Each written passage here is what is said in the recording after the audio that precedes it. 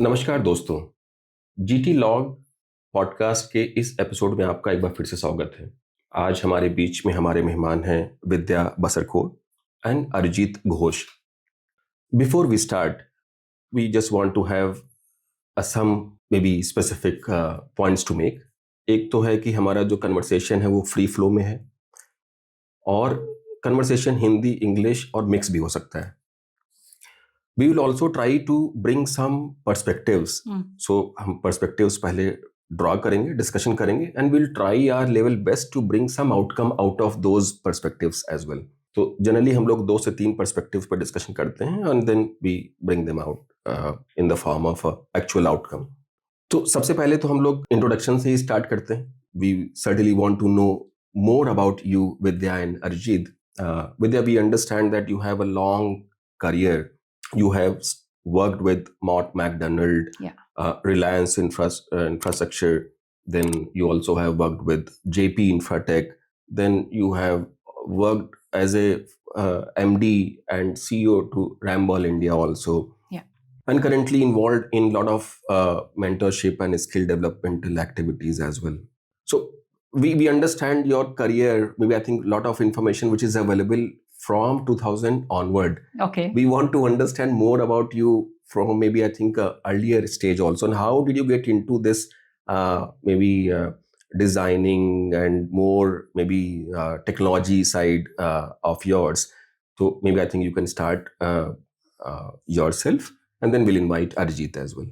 Yeah. Thank you, Anurag. This is so exciting to be on this forum and talking to our audience. Let me just introduce myself as a civil engineer. Mm-hmm. I have been in civil engineering for the last 40 years. Wow. And what interested me when I was trying to choose the stream that I wanted to study was the physicality of the project. Mm-hmm. Something which is tangible. Whatever you conceive, you can actually build it on the ground and let the society use it. So that was something that attracted me to civil engineering. Mm-hmm. Then I also went on to do my post-graduation Mm-hmm. in structural engineering from IIT Mumbai. Mm-hmm. And I met some professors who actually inspired me to continue to build complex structures, Mm-hmm. continue to have very resilient infrastructure for nation building. Mm-hmm. And that has actually kept me inspired for the last 4 decades. Mm-hmm. And like you mentioned, I worked with a lot of MNCs. I worked with contractors, developers, operators, consultants. And I also taught civil engineering for some time. Nice. So that has been the whole gamut of what I have done in civil engineering. Of course, I'll take you through some of the projects that I did and what were the highlights of my tenure, etc. But let's also hear from Arijit. Thank you. I came into this avenue called geothermal exchange more by accident. I mean, I'll have to explain to you how I came in. The first thing that I was doing was I was working for a company called Honeywell in business, and I had no clue of what designing was till about 1999-2000. And then suddenly I understood one thing, that the future from 2000 onwards is going to be something called the business of energy. So I didn't know which side of energy I would be on the design side, on the final side or not. So I started learning and I understood that energy also is not a very easy subject. It's a very complex subject because you do something like generation, control, and things like that. And then suddenly it started becoming a big talk that the best energy is the energy efficiency. So when the talks of energy efficiency started coming in, it was more clear that by doing nothing is what we are going to do best. So I started working on that, and I moved my whole brain away from electricity to heat. I used to follow others till about 2000, 2001 on electricity and thinking that I'll do a great job. But then I realized that that's not the way forward. And 70-80% in a country like ours is basically air conditioning. So it's actually heat. So I started playing around with renewable heat, and there was nobody in India to do it, nobody to guide me. So I saved a little money that I could from my electricity projects, and I went to Europe to learn it. And then it became something like a Mata Sharawali, and I couldn't get down from the tiger. And till date, I'm still very much on renewable heat. So around the last 10 years or so, you'll see that everybody is talking net zero. And you can't do net zero without renewable heat and renewable electricity hybridization. And today, we are proud that there is a very small company, but we specialize on this. So that's more or less my journey. I worked 17 years with multinationals, and the last 17 with my own company, where so almost about SAP automations, and that's what we are doing for the last 34 years. Out of which 17 are super specialized. And if you ask me how did I land, there was no design. It was I just landed there, and I happened to be there. So I think the thought process has a lot of strength to be there. That's all right. Yes. So I think it's very interesting. So Vidya, आपके case में you have lot of diversified experiences with lot of MNCs, multinationals, and Arijit, you have certainly very maybe super specialized work that you are doing in terms of geothermal cooling or heating, you can say. दोनों में अपनी अपनी requirement है in terms of engineering and then maybe execution oriented. So maybe I think I'll discuss about the three perspectives. So the maybe first perspective can be starting from maybe conceptualizing a project. Let's say if we have a 100-acre plot, and then in this plot we need to start with the project conceptualization, project development, project management, and project delivery. In between there is a project sales and marketing. And certainly when you look at such a large scale project, we also need to look at the capacity building of each and every level, whether you talk about the actual execution guy to the engineering person or to the designing person as well. Certainly the management is something which always gets evolved due course of time. तो इस पूरे system को अगर build करना हो concept से लेकर के डिलीवरी तक, उसके लिए what are the main steps? Because you have learned, I also mentioned the capacity development, because we understand that when you have worked in MNC firm, you certainly look at the GCC model, the global capability centers, where you have a certain knowledge and understanding at not at the project level, but at somewhere else. And then you bring those knowledge and informations to the project level and implement it with the, maybe I think, more efficient manner. How maybe I think, should we start with the project conceptualization, management, sales and marketing?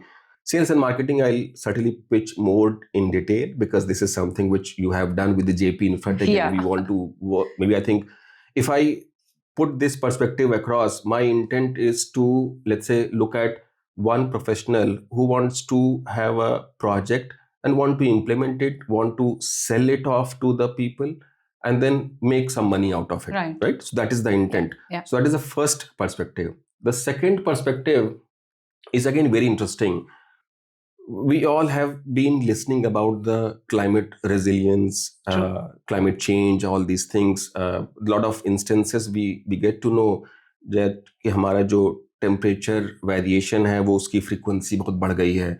We get to see more 45 and 50 degrees Celsius, maybe I think multiple times in a year. In India itself, बाहर हो सकता है 55 degree Celsius भी जाता हो, जैसे maybe middle east region में. तो इस तरह की जो इंस्टेंसेस या अकरेंसेस अगर उनकी फ्रीक्वेंसी बढ़ गई है, इसका मतलब है कि the buildings have to be also get designed to be more resilient. Otherwise systems तो फेल हो जाएंगे. जनरली जो भी हमारे एसी सिस्टम्स हैं, they are meant and they are designed for 42 degree Celsius 45 max, right and then rest फिर उनका कुछ नहीं हो पाता है। तो ये वाला जो पार्ट है वो सेकंड पर्सपेक्टिव होगा कि कैसे हम लोग इस नए जो इश्यूज हैं उसको हम कैसे अपनी डिजाइन कंपोनेंट में कैसे इंटीग्रेट करें। How your experience and your experience Arijit has been dealing with so far on this particular case. And the third is the capacity building, which is very, very important aspect.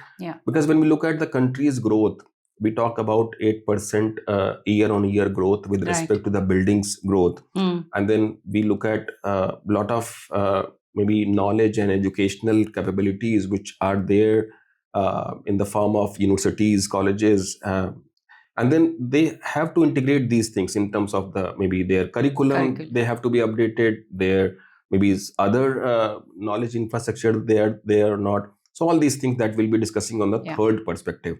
So we'll start with the first, which is conceptualizing the project and how to deliver it to the end, start from zero to end. Maybe I think some pointers from your side. You can take your time and length as you wish. Thanks, Anurag. I think the theme that you spelled out is very relevant nowadays. And the three perspectives, the three stages of our discussion also are very, very contextually relevant, and they are in the correct sequence, I would say. So first, let me take up the conceptualization of a project. How we conceive, how do we plan for it, how do we design, how do we sell it, and how do we operationalize it. It is a whole life cycle of a project. So the foundational aspect of any project is the demand assessment. How do we see the market, whether there's a demand for the kind of project that we want to build? And if the demand is there, what can be the returns on those projects? Is it commercially viable, technically viable? Is it environmentally sustainable? I think there's a whole gamut of parameters that any planner will look into it. And I have been involved in many infrastructure projects of airports, of metros, townships, etc. So the first and foremost aspect for me has been that I will go through what is the demand coming from the market. And then we do a lot of due diligence. If there's a report of demand assessment, do we have any use cases for it? How do we do the due diligence and satisfy ourselves as an investor? Is it worth that investment? At what point of time do we invest how much? Correct. How do you phase it together? Because the capex is almost always very significant in those projects. So how do we phase out our investment, and how do we sell those projects into the market so that you recycle that investment again for the next phase of your project? So one of the examples that I would like to give, where I was the planning head, was the Mumbai Metro Line 1. So when we did this project for the city of Mumbai, of course, there was a feasibility report. There was a commercial feasibility report. And we looked at the traffic of because it's a public transport project. And then we did a lot of tests and a lot of surveys to satisfy ourselves. Yes, the traffic forecast was as it was predicted. And then when you build it in your financial model, you're taking a big risk there. So you need to do a lot of due diligence and satisfy yourself.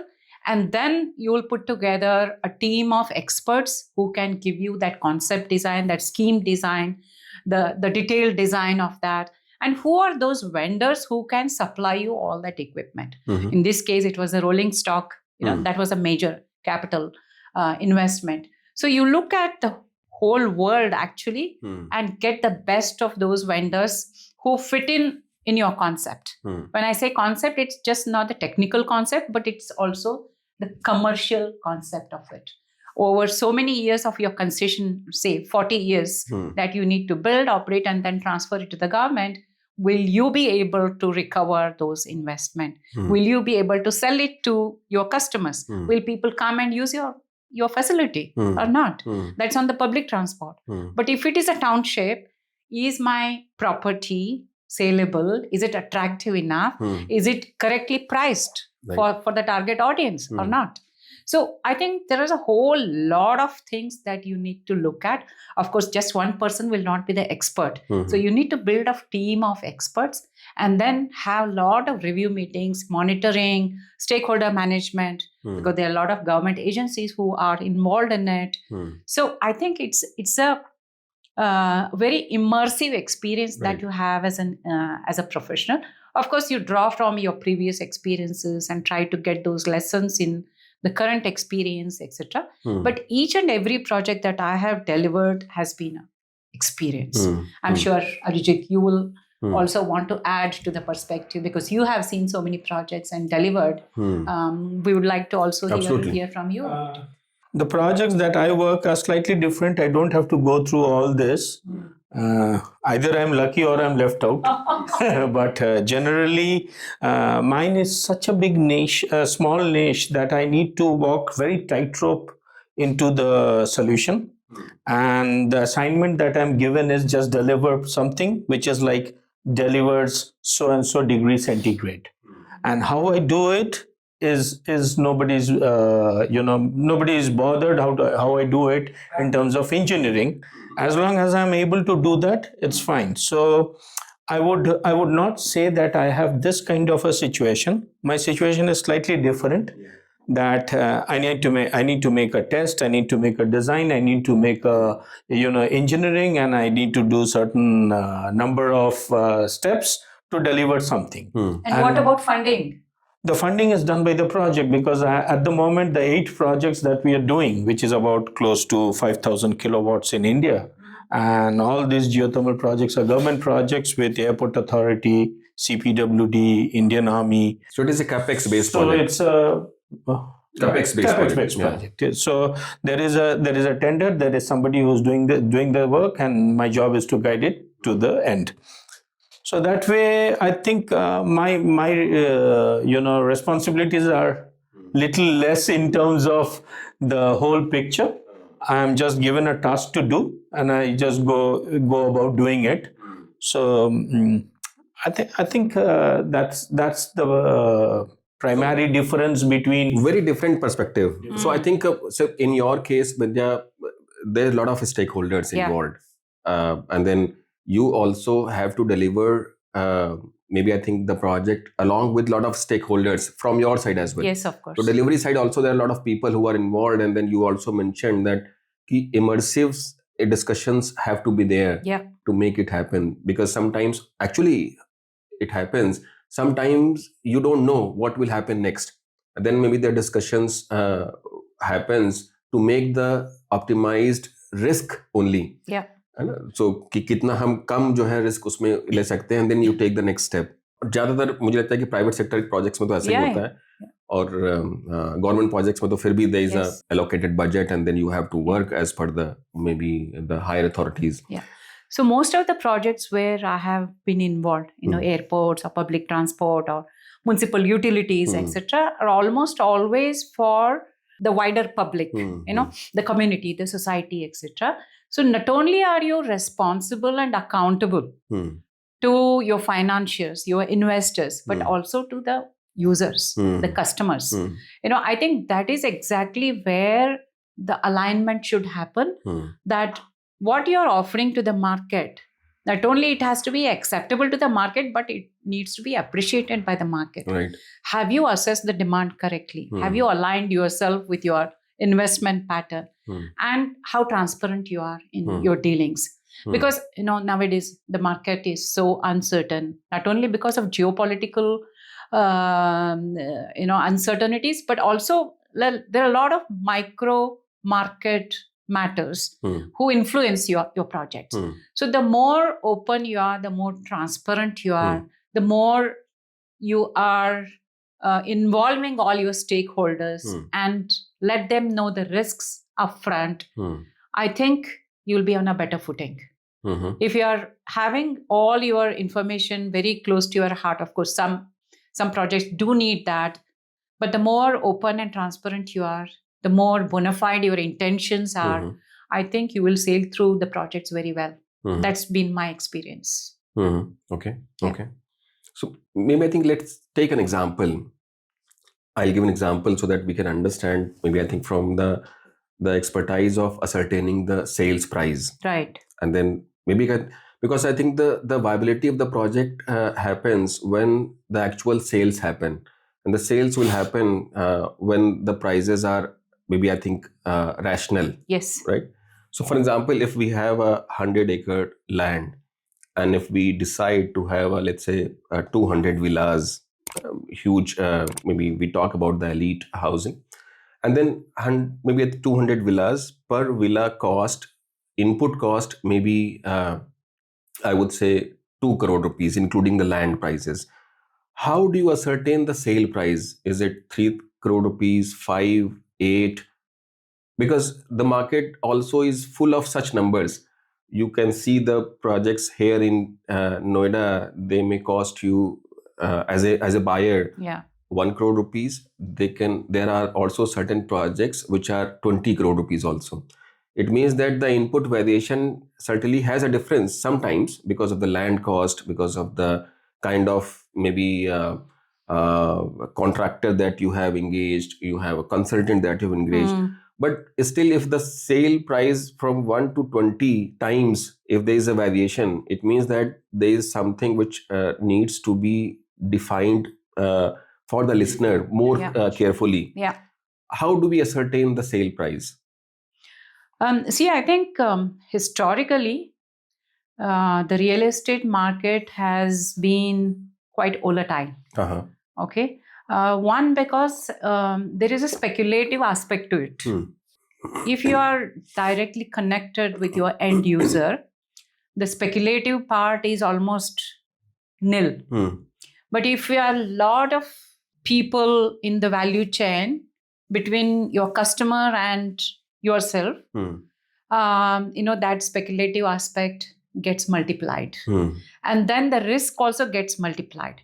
So for me, when I was selling a property, I always preferred to be directly in touch with the customer. That was one thing. To understand what are the requirements of the market. Okay. Secondly, you ask me about the cost and how do I decide the price. So I recover my cost, I recover my overhead, and I also get a profit. Right? So I think my principle in all these 40 years has been that I must recover my cost, overheads, and a little bit of profit. And I always guard against being very greedy. Okay? One, because greed will take you that far in the short term. And it's never a good principle to work on in the long term. And wherever I have done, whatever work I have done, I always go with the intent of being there in the long term. Okay. And if I feel that whatever I'm offering to my customer is not the right way, because you always know what is right and what is wrong, right? Even if you are a business person, you know what is right and what is wrong. I always try to be on the path of what is right, what is good for the customer, because what is good for the customer is always good for me in the long run. Okay. So I look at it as a holistic project and not try to recover everything from just one single customer.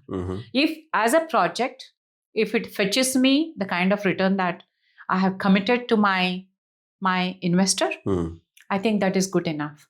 And as much as possible, I'm open and transparent with my customers.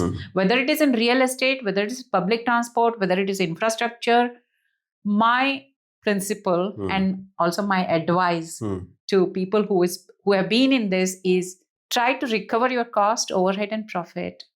Greed is not good. Whatever anybody else says, I have always considered this as my business principle, and it has held me in good stead. I'm happy to say that. So Arjit, आपके लिए बिल्कुल technical question है.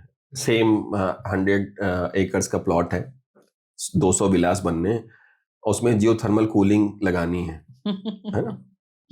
तो अब geothermal cooling का एक drawback भी है जो आपने खुद ही बताया कि you do end to end everything. So when you do end to end, it means that the knowledge is not institutionalized. It is not. So far, no. Right. So जब वो knowledge institutionalized नहीं है, तो उस वाले case में क्या है कि market naturally becomes smaller. Market naturally becomes, or it doesn't grow. Right. और Plus वो also the risk that the knowledge transfer has not happened yeah to No, the it's next not, it's person, not a right? risk. It's an advantage till I'm able to sell off my, the bread that I need to earn. If that comes, then I'm okay. But what happens after I retire? और दूसरा इसमें एक Yeah. भी है कि I mean, Exactly. What happens after you retire? 17 years I've been learning this. So I have got, say, X amount of knowledge, understanding, experience, all that. How do I transfer it for my country? Where do I keep it? Where do I store it? I need to keep it. I need to store it. So in that case, maybe after I retire, my children comes in. But that doesn't still solve the question. preparing your children. Sorry? Preparing your children. Yes, I'm for this? preparing both my children. One of them studies environmental science, and other one studies computer science. But more than that is I teach them home on what has to be done. Do 20 things and that's all. Keep it at that. But more than that is, we are a country of 1.4 billion, 9 billion square feet to be made by the next 6 years. And we are already on a 364 giga system, our grid, and 73% coal, and the world is on a 3.2 degrees centigrade rise. So we have problems, which means we need to give a different energy model to these square feet, to these billion square feet. And I think it's not about just thinking today in terms of villas, bungalows, etc. I think they can all take a back seat if the world has to be in a better stage. I'm a little bit of a maverick in terms of my thinking in this way, and I think if the world is in bad condition, the villa will not happen, because last 1 month in Delhi we had a very bad AQI. So 20 crore villa or a 2 crore villa both has to run away to a 100 AQI place. So I think it has a negative impact on real estate, of course. So you can't leave sustainability away and think of IRR or capex or whatever, all these terms, because money will come from the banks, money will come from the investor, but where will the nature come from? And I think that's very important that we understand this very quickly, because if you see the global connectivity of this particular point, you'll not have money flowing in India if your per kilowatt hour carbon emission is so high. So yeah, I'm glad you brought out this point. I completely agree with that. Whatever project you do, you have to see that it is sustainable, that it is green, environmental friendly, the carbon emissions are very low, carbon footprint is very low, and certainly in each of our projects, that is the first thing that we look at. How can we ensure that we are not adding to the pollution, not only air pollution, but also sound pollution, light pollution, etc. So, of course, the basic concepts of rainwater harvesting, lot of greenery, water bodies, that is given, that they have to be there. But your construction also needs to be green in terms of using local materials, local labor, local ways of planning and designing the buildings. And that is exactly where maybe we should also talk about knowledge transfer, the skill development. How do we build capacity so that our next generation of engineers build whatever is required in a very sustainable manner? So I'm bringing the discussion again on the plot. I have a point on this. If you look at green building, sustainability, all these words in India for the last 24 years, because I was a part of the first IGBC steering committee way back in 1999-2000, and I didn't believe that it was doing a great thing. And I moved away from it, because I always thought that, be it green building, be it standards, be it certification, it's all quantification. You're talking about 9 billion square feet, you multiply straight away, how many kilowatt the government has to build for you. So everything has a number to it, and you also know that this number also goes and relates to your degree rise of the planet. So it is not just about doing it, and the way we have looked at things in the last 20 years in terms of designing buildings. I think we need to make a step change, or total change. You need to make it quantification, because I'm working on certain projects of government of India where I use close to 250, 300, 350, 400 millimeters of insulation, which is unheard of. All the columns that goes under the soil is fully insulated. They're insulated. The thermal bridge is cut off. The WWR, which people think about, in India, we had said कि भाई खिड़की खोल के हवा पास करो. All those doesn't work. I was telling my wife that the worst part of the flats that we stay in is the toilet, because it has a direct cutout with the outside. And in the winter, you close the window, you have the foul smell. You open the window, you have the temperature problem. I said, I've traveled to so many countries, but I've never seen a toilet being designed this way. It's inside the dead sanctum sanctorum of the building, and yet is very well ventilated and as good as the room. And this happens because the way we think the buildings are. And energy is a big part, because the primary energy is the source, is the mother of all discussions. So I think before we get into any kind of project today, the government also must look at the way that the actual delivery of sustainability should be fully quantified, numbers everywhere, measured, and nobody can get away with it by saying that, okay, I do this, I do that. That will be up there. Everything is measurable in today's world, and that's very important to do it. Otherwise, you're not sustainable. If you look at, you're an architect yourself, REWA has actually put up a number of 45 EPI for 2030. And if you look at India, we are hovering around 140. So 3.5 times or something like that. So in a place like that, if we are a large country, so if we go wrong, we multiply with a very big coefficient. So we either we cannot go wrong, or we don't multiply.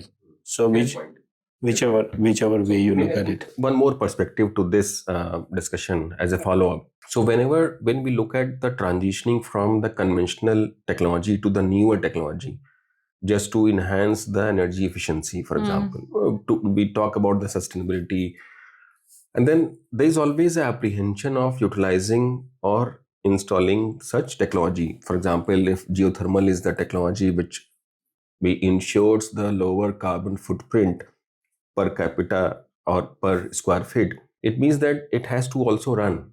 And that is where maybe I think my last point was कि जो हम लोग जो household owner की बात कर रहे हैं या जो एंड यूजर है, they also have to have that comfort, they have to have the trust that the technology is reliable.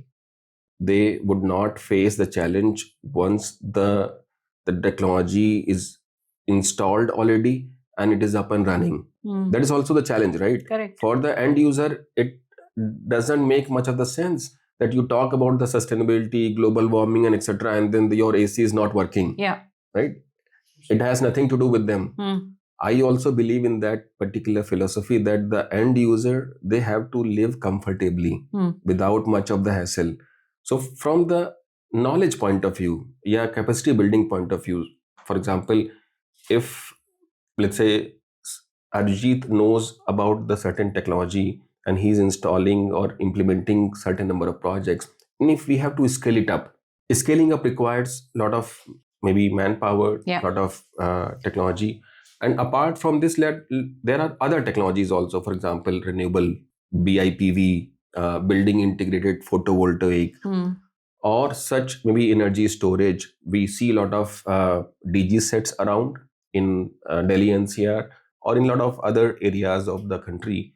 If we replace the DG set with the energy storage, so that at least the carbon emission of those things would be converted to at least in the form of the electricity, which has a blended energy forms in terms of renewable energy or the coal and etc.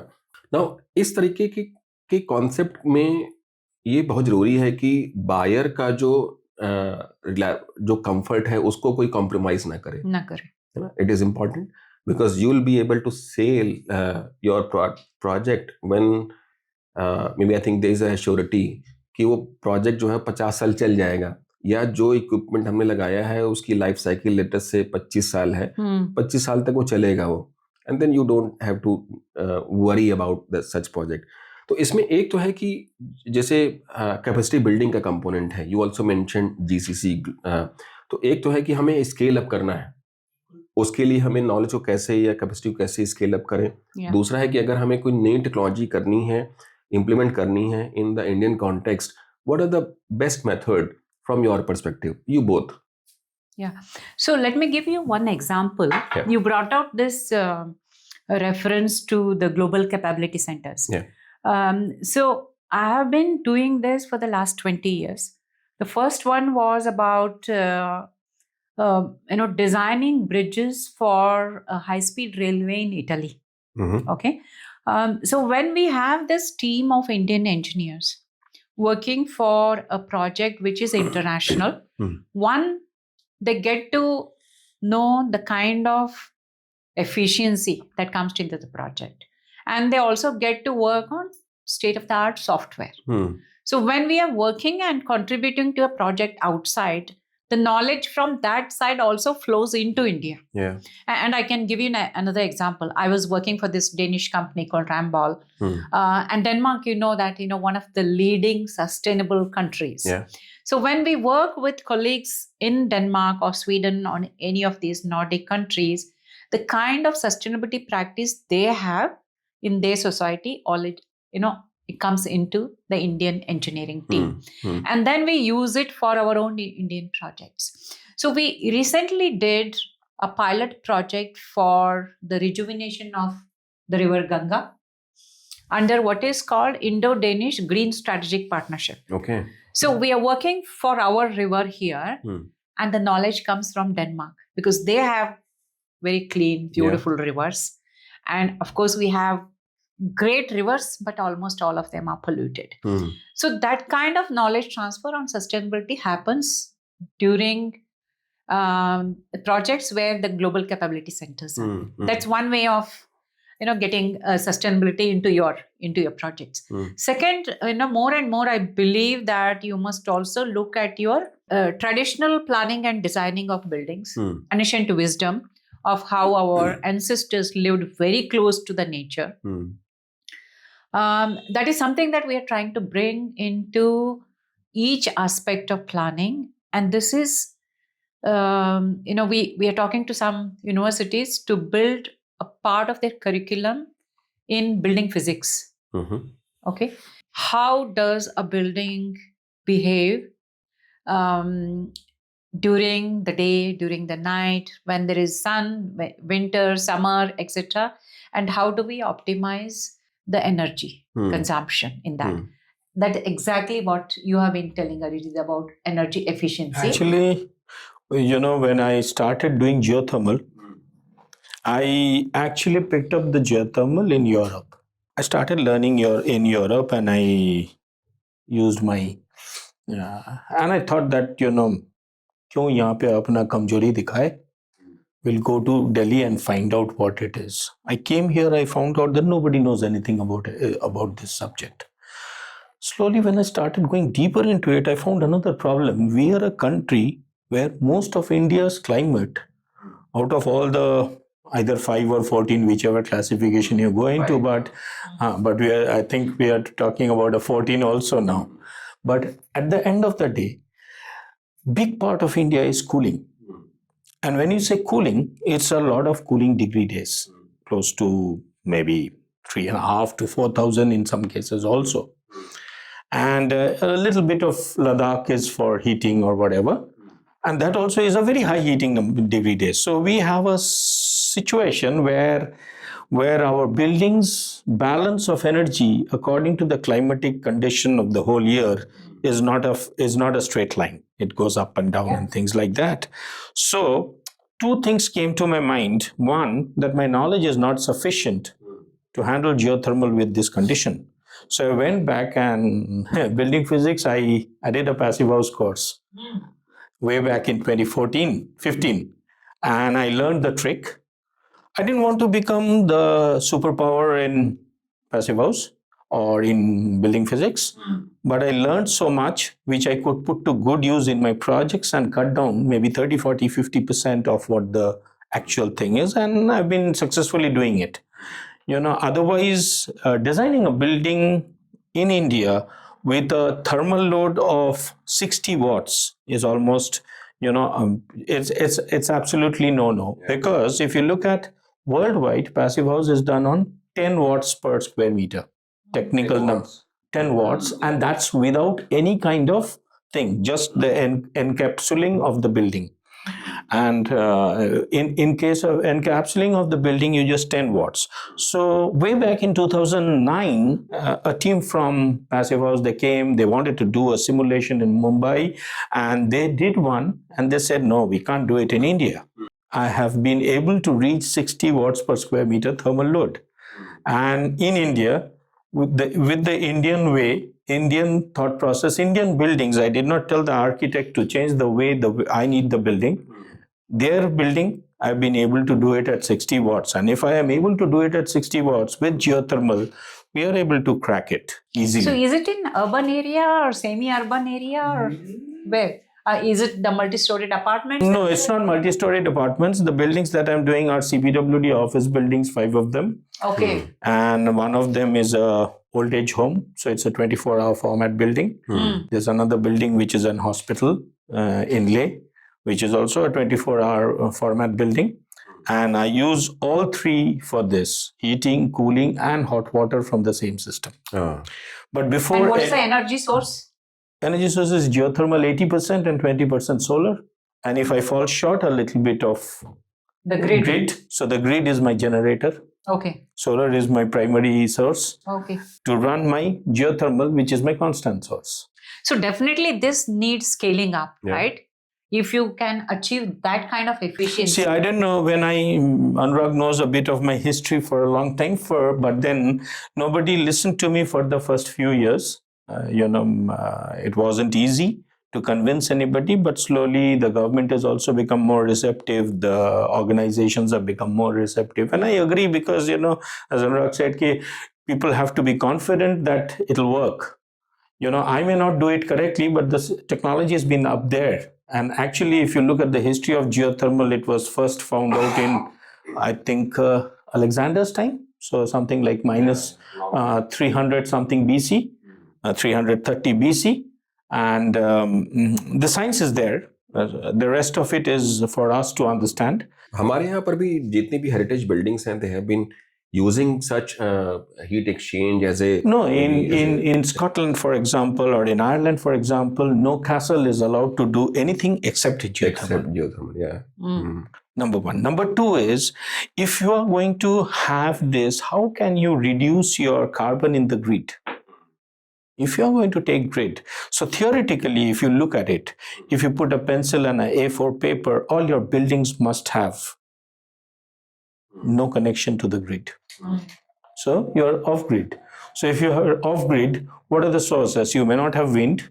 You have solar only in the day. So you're left with what? Only geothermal and the energy that you don't use. Efficiency. That's the greenest energy. That's the greenest. Use. Yeah. So what I do is, I don't do it in one go geothermal just to use the muscle. I use the first part to make sure I cut it down to my 60. I want it in 60. If I'm able to do 60, and if you go into the history of passive house in India, you'll see that in India, passive house classic, which is the most stringent, something like 10,000 kilowatt hours per square meter, or Minergie P, which is followed in Switzerland for 12,000. They can't do in India. They do something called PHI LEB, low energy building. They don't call it classic. So this is a learning for a country like ours, because as an architect, whatever you build according to the climate. If you go to ancient Iran, you go to ancient India, 10,000 years ago, 5,000 years ago, 4,000 years ago, we built buildings which were much smarter than today's glass buildings. Yeah. That's exactly what I said, that we must listen to the ancient wisdom. Of course, the scale is huge nowadays, okay? And the volumes are so large with the population, aspirant population, okay? Because... No, I think the one that you talked about, greed, because previously one family, one person used to have one house. Now they have 10 houses. So for generations together, we used to have just one house. One house. Your father had one, it came to you, you gave it to your children, it broke. Then he made a flat and made 2 flats for 2 brothers. Now everybody has to have at least 10 flats. So if they have 10 flats, then the speculation comes, but nobody thinks where the energy will come from. Because it's so easy for us, if you look at a country, a small country like Portugal, they run their entire country with renewable for 4 days. Everything on renewable. We are unable to do more than 12% with 44 installed capacity 44 giga installed capacity of renewable, and we still produce 73. So the numbers, we have to look and make our future plans. अच्छा, इसमें एक और perspective है Vidya and Arijit. As I said कि project को deliver करना conceptualization stage से एक स्टेज है, वो मेन चैलेंज शुरू होता है जब प्रोजेक्ट एक्चुअली में ऑक्यूपाई हो जाता है.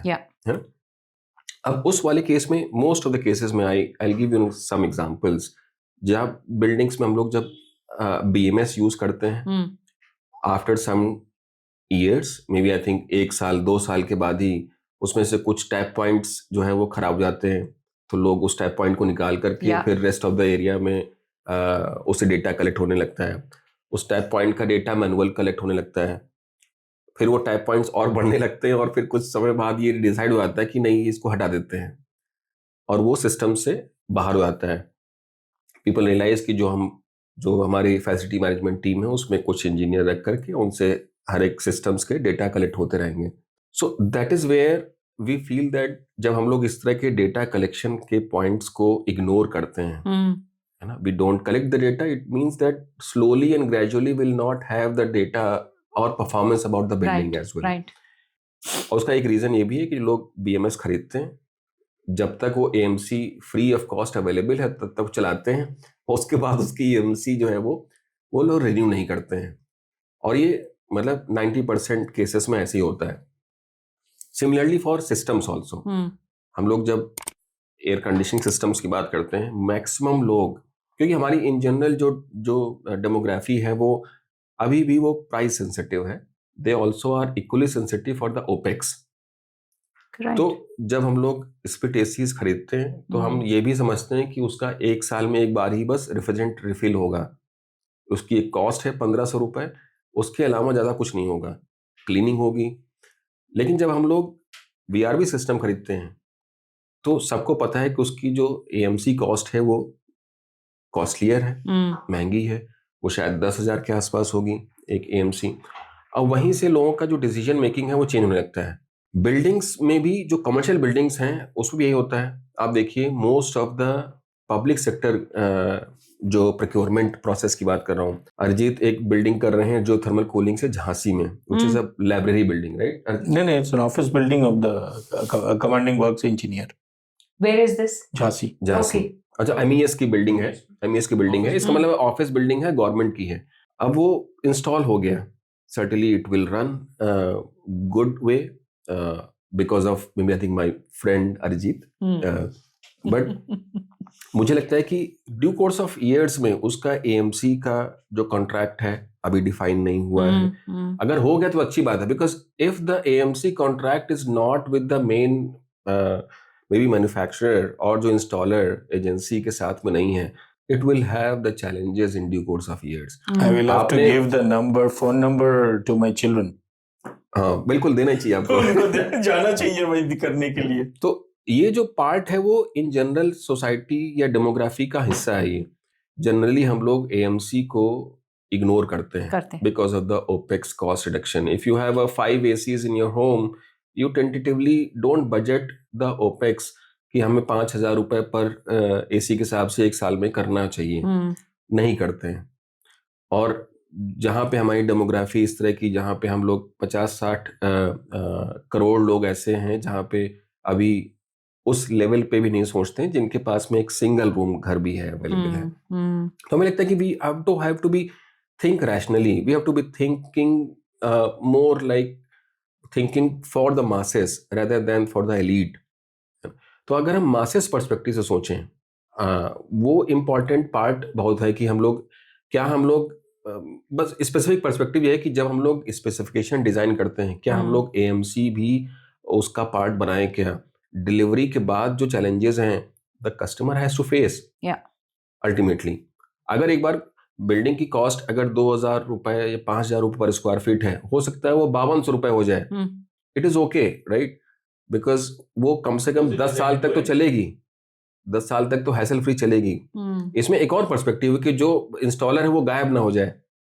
इसलिए मेरा पर्सपेक्टिव था कि हम लोग कहीं इंस्टीट्यूशनलाइज कर रहे हैं क्या उस टेक्नोलॉजी को, क्या हम लोग स्केलिंग अप करने के साथ साथ क्या हम लोग उसको एजुकेशनल सिस्टम से भी अटैच कर रहे हैं, क्या हमारे पास में इनफ इंजीनियर्स होंगे? क्या आप देखिए, कोई भी देखिए, ऑटोमोबाइल एक ऐसा सेक्टर है जो कि बहुत सारी चीजें हमें सिखाता है। टोयोटा बहुत ही ऐसी गाड़ी है जो सबके पास में है और बहुत सारे लोग हैं, मारुति है, लेकिन कोई ऐसी गाड़ी हो जो कि आई और चली गई है, उसका वर्जन नहीं है। Now the pain point you ask with the owner is a challenge for them. Ultimately they have to sell it off because the sale value of that car is very negligible, very less. So you understand the perspective and the question. Arijit, what you have to say on this? And then I'll come to Vidya. See, I've gone through this myself. Because 2008 से जब शुरू किया था, I had no clue कि कौन बनाएगा, कौन maintain करेगा, कौन करेगा. And a big part of geothermal is drilling.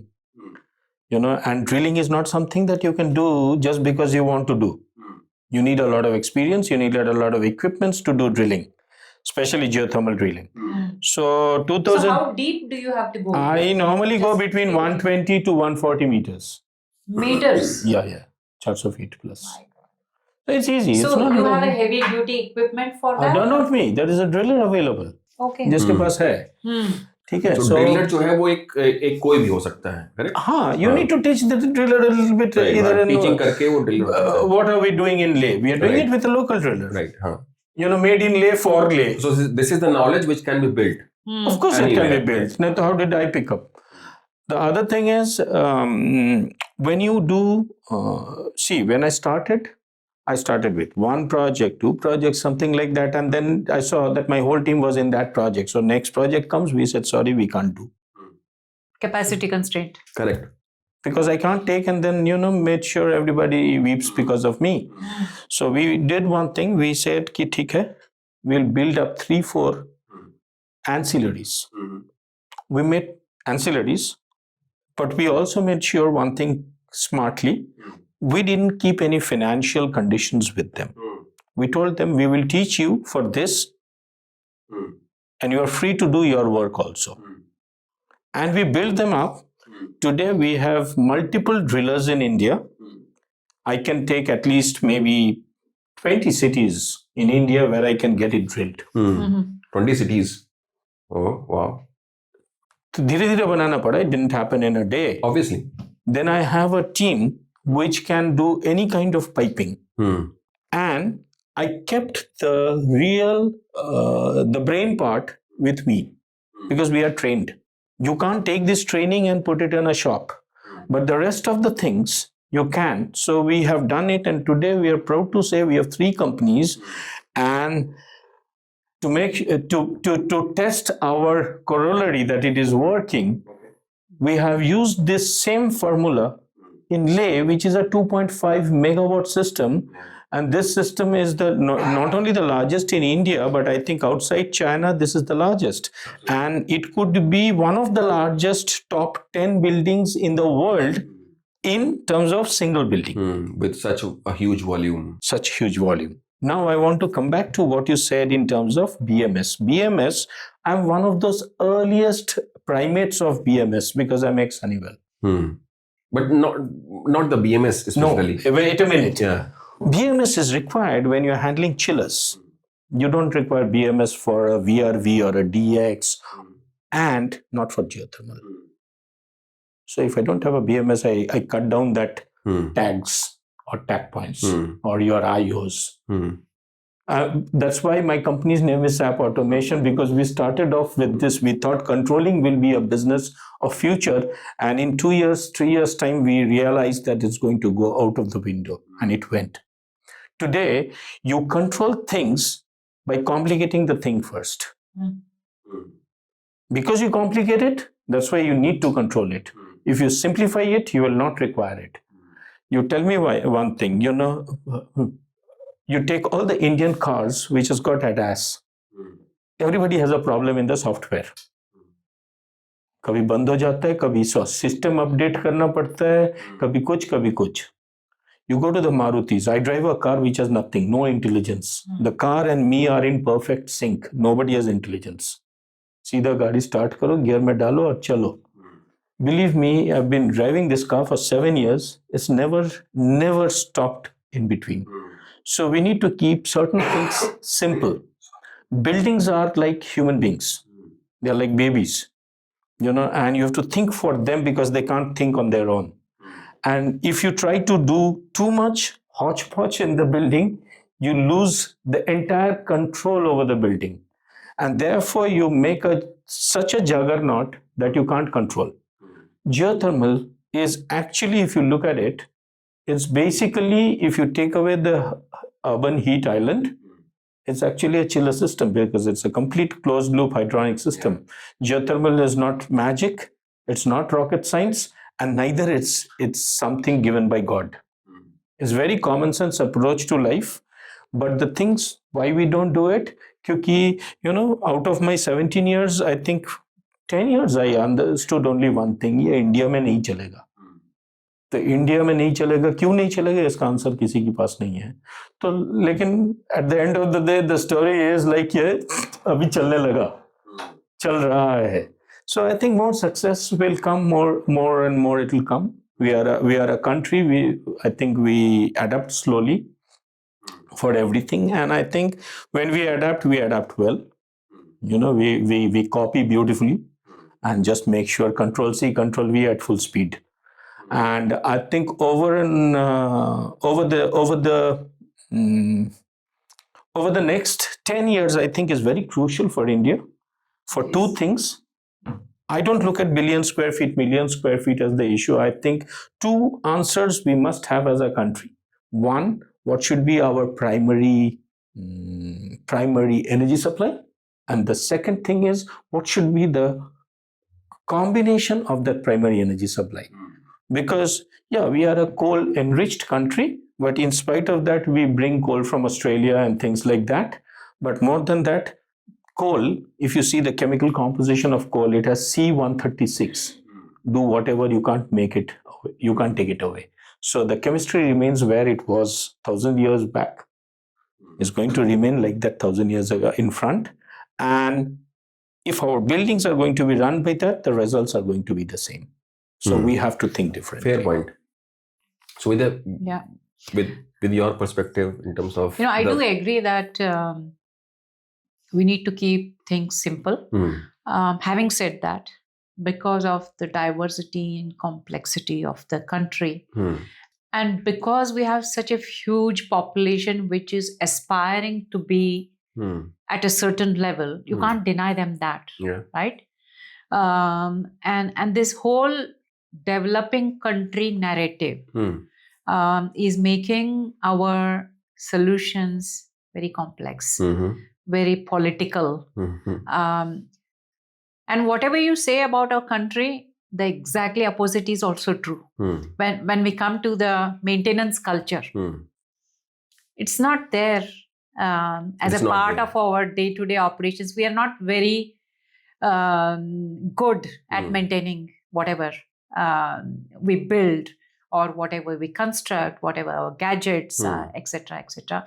So that is something that I think we need to build awareness. The kind of revolutionary ideas that Arijit has. Till I came here, I wasn't aware of it in such greater detail.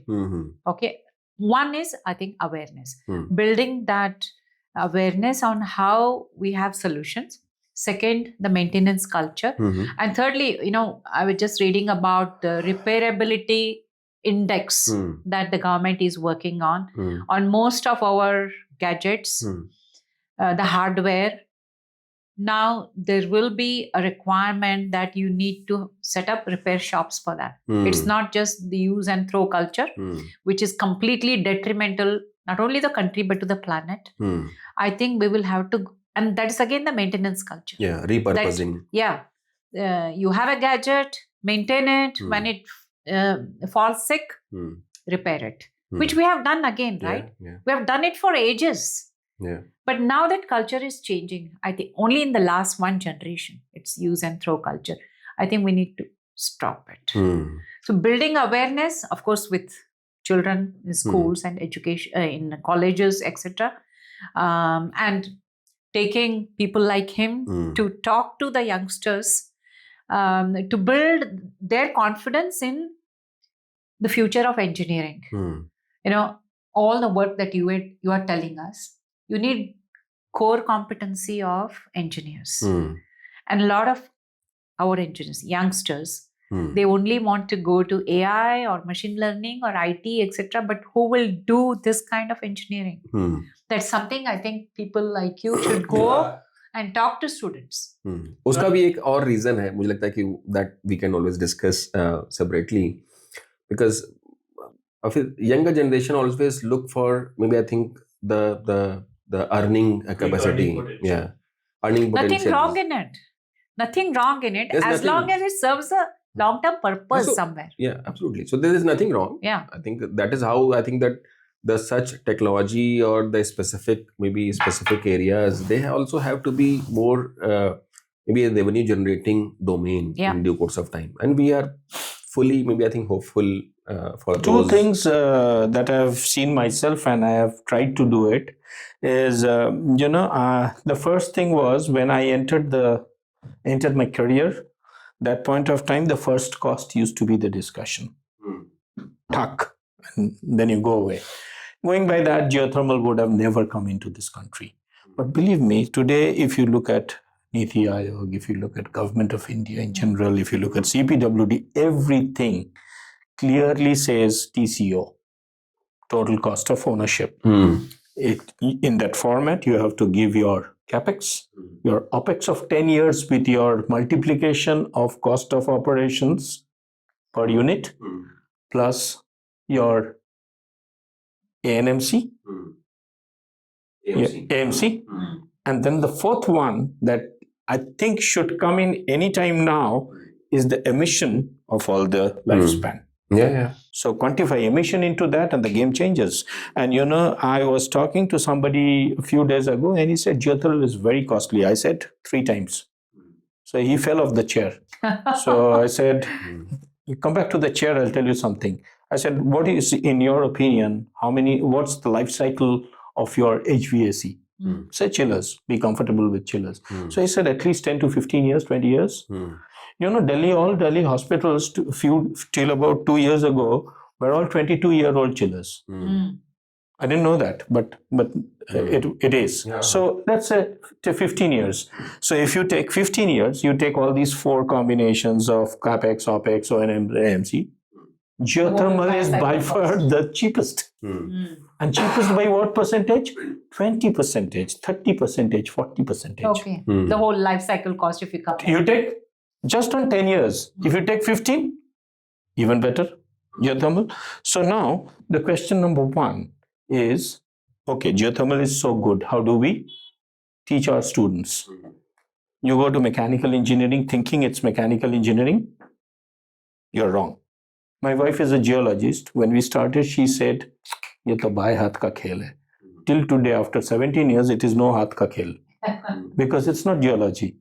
It's got geology, it's got physics, it's got mechanical engineering, it's got so many other things, electronics, everything. And, sometimes I also think, how did I learn it? I mean, with my little intellect, how did I manage to do it? But, I did nothing else, so probably all my brain was used up in this. But generally, after my learning, what I started doing is I wanted to institutionalize it, but I have no understanding in that. So I went to two NITs in the country, and I told them, I said, you do this and hold on to the knowledge. So in one, we are even talking to an international body who are willing to go up to funding about 500,000 US dollars for that institute, to just to make sure that it remains a research institute. And I have also, put my long nose into it, and I said that I'll also give my everything and make sure. I'm one of those guys who has my own TRT rig in India, whereby I can handle any kind of testing and whatever it is done. So I have managed to build my end to end, but that doesn't make anything for my country. So I'm on the process of building up step by step, and to a large extent we have succeeded. From where we started 15-16 years ago to today, we have progressed a lot in geothermal. And not only that, I was invited by MNRE few days ago to give my thought process on the geothermal policy of India for my part of the business, and have given it to them. That's commendable, isn't it? This is exactly what is knowledge transfer. And I tried whatever I could do. Nation building, giving it back to the country. That is through our younger generation. If I sit at home and keep doing what I do, nothing changes for me. I can finish my lifetime and go away, and my children can also finish half of their lifetime and go away, and the rest of it they will also devise. So perfect. So I think let us move to the next perspective. So it was, as I said, that the climate resilience and the climate change as a component. How do we integrate these specific maybe alterations which we see very frequently nowadays? और इसका as such impact कितना है, अभी as such assessment किसी ने भी नहीं किया. For example, if we look at the life cycle, for example, for each and every civil material also, we see कि हमारे सीमेंट का लाइफ साइकिल कितना है, सीमेंट के अंदर जो रिइंफोर्समेंट बार है, स्टील है, उसका लाइफ साइकिल क्या है ना. उसके बेसिस पे ही सिविल स्ट्रक्चर की भी एज डिफाइन होती है. When you have more occurrences, flood में अगर कोई बिल्डिंग ऑलरेडी जो है विद फाउंडेशन 5 से 10 दिन 15 दिन हो रही है, it means that will impact the age of the material also. Similarly अगर जो टेम्परेचर रेंजेस हैं, if they are continuously high, उसका इम्पैक्ट होगा.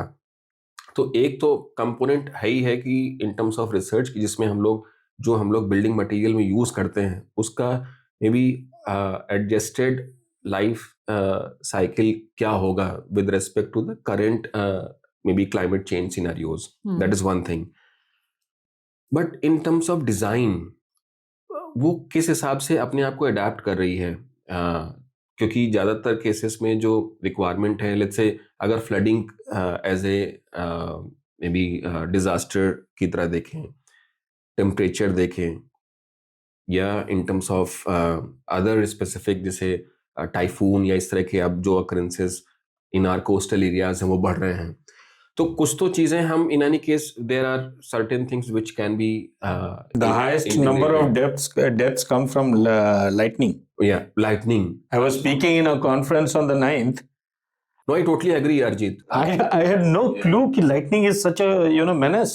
No, it's a huge menace. And a lot of things. For example, when we look at even the air pollution, we generally don't pay much of the heat because we are very much like habitual and we used to of such environment. But आप सोचिए इस health hazard के कारण या pollution hazard के कारण कितनी जो डाइवर्स एज, हर एक एज में जो हेल्थ इश्यूज हो रहे हैं उसके कारण से कितनी डेथ अकरेंसेस बढ़ गई हैं. इन टर्म्स ऑफ जो एस्थमेटिक हैं उनके लिए कितनी बड़ी प्रॉब्लम है, क्योंकि बाहर से हवा सीधे नहीं ले सकते हैं. They have to be filtered it.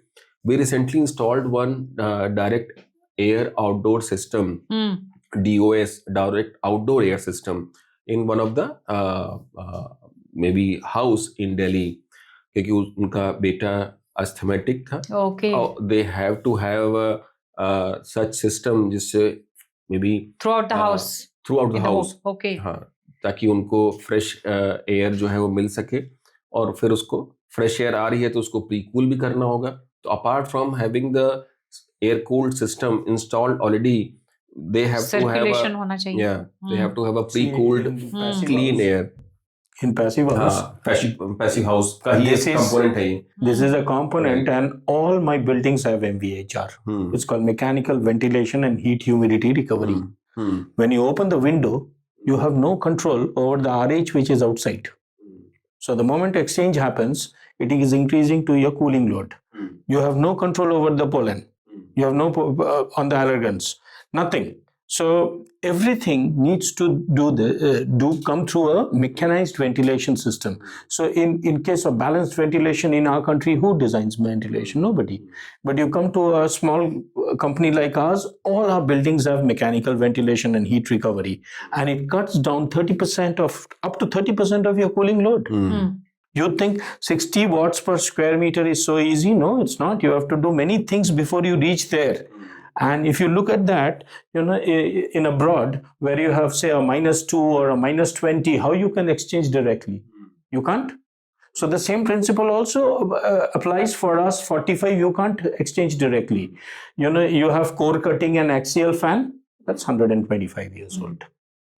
But Vidya and Arijit, let's say, if we focus on this as a problem statement only, because हमारे यहाँ जो pollution का issue है, एक challenge ये भी है कि it is not a continuous issue.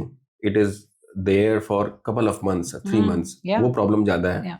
तो वो 9 month जब लोगों को समस्या नहीं दिखती है तो people actually don't make them prepared also. तो उस तरीके की जो occurrences हैं या issues हैं, उसको किस हिसाब से मतलब लोग अपने डिज़ाइन कंपोनेंट में कैसे इम्प्लीमेंट करें. So that is the fundamental question. या अगर कोई इंजीनियरिंग फर्म है, लेट्स से एमएनसी फर्म है या जो छोटी फर्म है, हाउ शुड दे इन्वॉल्व और include such may be specific influences या अकरेंसेस को कैसे इंटीग्रेट करें ताकि जब ड्यूरिंग द ऑपरेशंस क्लाइंट को ऐसा इश्यूज ना हो या कम इश्यूज हों. या इस तरह की थॉट प्रोसेस है भी अभी कि नहीं है? Should we wait for some more time also? See, air pollution by its definition is a macro element. Okay, because it's not in your immediate control. What is there in your control is what you can do for the enclosed environment, the built environment, that how you can safeguard your inhabitants in a way that they're comfortable. Again, you will have to depend on gadgets. One, of course, you use green cement, green steel, etc., etc. But still, the availability is not so much in India. If you have to reduce the embodied carbon in the building, the raw materials are not easily available. So for the present, I think we will have to depend to some extent on gadgets to purify the air. However, what we can do as citizens, I think, not wait for the government to do everything, because you keep hearing in the media, the government is not doing this or the court is not doing this, etc. I think it is our responsibility as citizens as much as that of the government to not add to the pollution. One of the conferences that I went to, we were discussing about how we should not add any more to the urbanization complexity. You go to any town or any city in India, they all look the same. They all have the same challenges of traffic, of flooding, or slums, congestion, etc., etc. So the more you look at a city, the more you wonder, why are we not de-urbanizing? Okay, but you see, a lot of people keep migrating to the cities for jobs, right?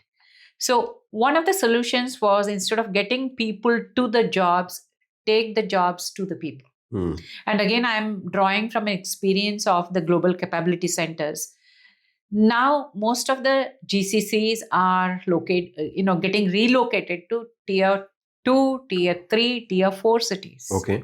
And that is one of the solutions to decongest your... What is GCC? Can you just elaborate it for It's a global capability center where most of the big corporates in the world, they would like to have a captive capability center in countries like India, where we assure them cost arbitrage as well as value arbitrage.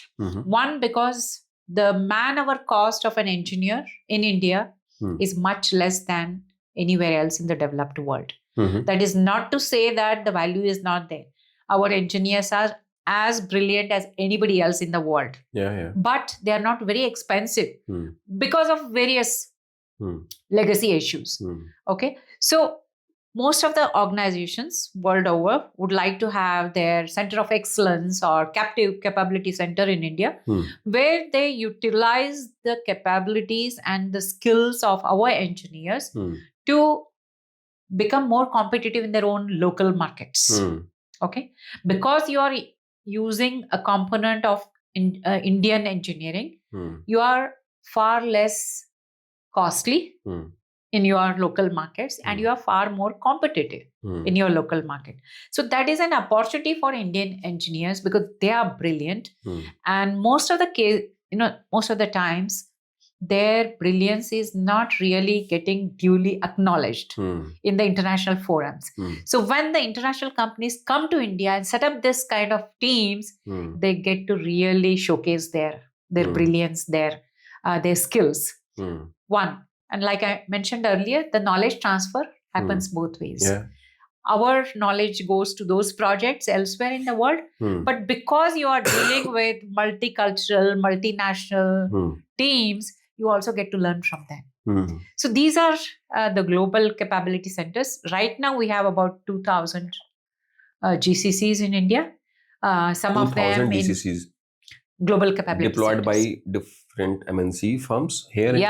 All the banks, the major banks have it here. Okay. All the major IT companies have their global capability centers here, and engineering companies. I mean, at least I know in my engineering sector, all our competitors have big teams here, at least 10 to 15% of their total manpower. The तो world. इसमें मतलब basically क्या है कि best of the information है जो कि मे be I think अगर यूरोप में कोई प्रोजेक्ट हुआ है तो उसकी इंफॉर्मेशन होगी, मान लीजिए, है ना. मतलब when you mention the excellence centre, इसका मतलब knowledge available है, maybe specific demonstrations they are there, or any specific technology they are there, along with some people who understand these know-how as well, right? Is that? Okay. Because they are far ahead in their sustainability journey than some of the developing countries. I'll give you an example of how we did the refurbishment of bridges.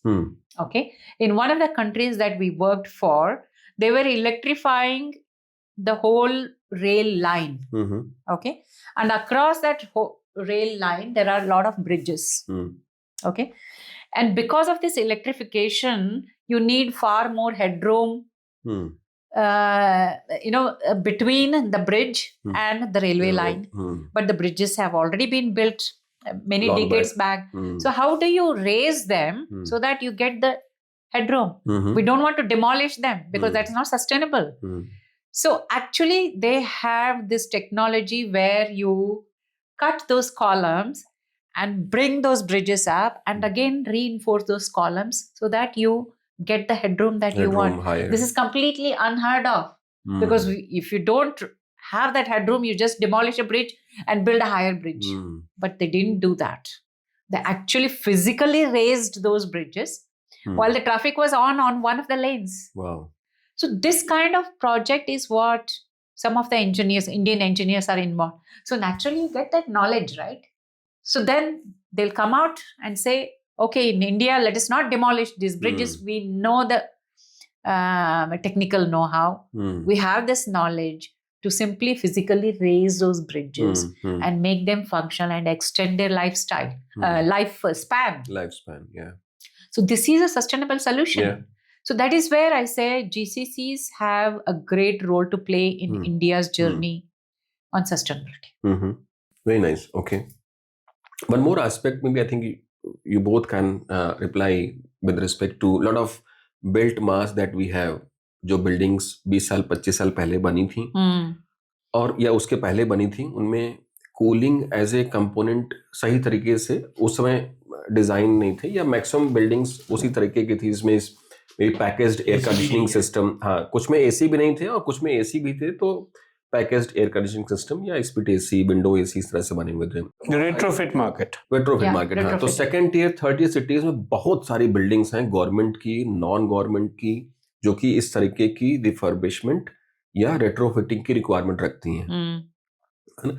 तो अब क्या है कि वो requirement इसलिए भी रखती है because of the climate change. Climate पहले change, yes. इतना इशू नहीं होता था, जो वेंटिलेटेड बिल्डिंग्स थी सर्टनली अब वो उन्होंने सीख लिया है कि बिल्ड जो विंडोज हैं उनको कैसे क्लोज किया जाए, ताकि मतलब बाहर की जो धूल है या जो डस्ट है वो अंदर ना आ पाए। बट अंदर जो एसी हैं वो पुराने लगे हुए हैं या नहीं भी लगे हुए हैं, फैन से चला रहे हैं। Correct. तो इस तरह के जो एरियाज हैं या जो कह लीजिए कि जो स्पेसिफिक बिल्डिंग स्टॉक है which is about to be retrofitted, उसके लिए क्लाइमेट चेंज कंपोनेंट तो है ही है, but what is the best mechanism to may be I think address those maybe building Those stocks? challenges. Yeah. Do you want to take this question? I think in a very blunt way, you know, if you have to put a nail inside, you have to hammer it on the head. ठीक है? There's no point of going into this discussion unless you want to do it. सीधी सी बात है. You have a climate. I think the intent of having this discussion, Arijit, make maybe I think the responses in a point-wise manner. Exactly. What someone who is a part of the government or the private sector, what they need to do. It's a 2 points, 3 points. So simplified response is what? You have a 25-year-old building. The building doesn't fit according to the climate. So therefore you use a sort of set of energy to run your organization inside the building, but you have no control of what you are doing to the planet or the environment. So number one, you need to keep your environment climate outside the building, right? So this is called amoeboic design, which means you must have a single cell design and you exclude the climate out of the building. This is the first part of building physics. So once you do this, you can still do it under shallow retrofit, not deep retrofit. What do you mean by that? Lesser. Okay. Lesser, shallow, smaller. Just smaller, a bare minimum. Bare minimum. Okay. छोटे retrofit हो, छोटे alterations हो, ताकि building का operation ना खत्म हो. Right. This is one. Once you do it and you exclude the climate of the inside and the climate of the outside, mutually exclusive to each other, you have lesser problems. Then you have multiple ways to do it. But whichever way you do cooling, you know, cooling as it is fits in 5 SDGs. Cooling has direct impact to 5 SDGs. So if you don't handle cooling as a problem, you are not going to do anything to the 5 SDGs out of 17. If you look at our challenge of heating in the Himalayas for last 25 years or 50 years, I think India as a country, we have been working on this for last 40, 50 years, and we are still struggling. You know, I saw one government document where it says the efficiency of the boiler. अरे यार तेल जलाओगे उसका क्या efficiency है? You know, we need to be more scientific in our approach. But I think the bigger problem that is there is everybody says our Indian brains are good. I completely agree. Indian brains are good. But what are we taught? Are we taught to handle problems of today, tomorrow, or problems of yesterday? We are still scratching it. Believe me, there is something called solar decathlon in India. And I was, last year and this year, I was working with the IIT Mumbai team, and they had 2 sessions with me on geothermal. And I told them that this is how you need to do it. But my style is a little bit abrupt. You know, in Hindi they call it bina clutch ka gear. And I told them, I said, don't go beating around the bush. If you have to solve a problem, you have to recognize what your baggage is. Cut out the baggage. अब तो automatic cars में clutch आता ही नहीं है. वही आजकल that's what that's exactly the point. It is new definition of mobility. So coming back, I was talking to them and they were talking about VRV and things like that. And I felt very sad that people who are supposed to be tomorrow's researchers, the so-called Margdarshak, Yeah. they are following something from 1970s. So what do you expect the country to be? So I think you need to do new things that have not given us results. Just junk them and just let it go. I was talking to somebody yesterday and he said that if I get more than 75% in BTech, I can go for PhD directly. That's the new policy. NEP, the new education policy allows you to do that. So I think when we started our careers 35 years ago or 34 years ago, I think the world has changed. Younger people, they're much smarter. Don't feed them with junk. No hay. Give them the challenge and their brains will be able to take it. And I think that's the first thing we should do as a country. That, I think the government is doing. To a large extent, they're trying to do many things that are, on the maverick way. And you were in different era, Arijit. Totally ask, different. Ask the younger people. I know. I see my children, they tell me so many things I thought. And I told my wife, I said, don't fight. Maybe we are wrong. Maybe they are right. Who knows? I mean, probably I also don't remember, but I must have told my dad some same dialogue like this. But believe me, if you look at SDGs, for example, comfort, energy, planet, etc., all these big words that we talk without proper understanding, you'll see we are not doing enough on this. I agree there. In a country of 1.4 billion, we are 1.4 billion and we don't have a single PhD on geothermal. Is it not a part of the formal education in any of these institutions? No. So what is stopping us from bringing it in the I can't answer this question because I'm not stopping it. I'm very clear about it. Which I can understand. I'll tell you why. As Arijit has also mentioned, it is not purely mechanical. It is a mix of interdisciplinary. But that's okay. That's okay. Yeah, that's okay. There are many engineering courses which are interdisciplinary. Almost everything is interdisciplinary nowadays. No, not only that. The biggest example is in my home. My son, I have twin sons, and one of them, he is very good in mathematics, but he hates chemistry, physics, everything. So when he was going for 12th, my wife told go for economics. I said, do whatever takes less effort. I gave him a good COP-based answer. So then he went and chose commerce. That is a common... Commerce. Commerce. He went for commerce. Commerce is very common. No, you listen, in my whole family, we have only scientists. So my sister, my brother-in-law, others, they all said, तू गलत कर रहा है. I said, मैं कुछ कर ही नहीं रहा हूँ. गलत सही तो बात की बात है. And do you know, after his 12th in commerce, he got almost 90% in 12th, I think 89% or something. And now he studies in Delhi University. He does computer science. Now, he's a whiz kid in Linux, not because he's my child, but because the human brain can go which direction we don't know.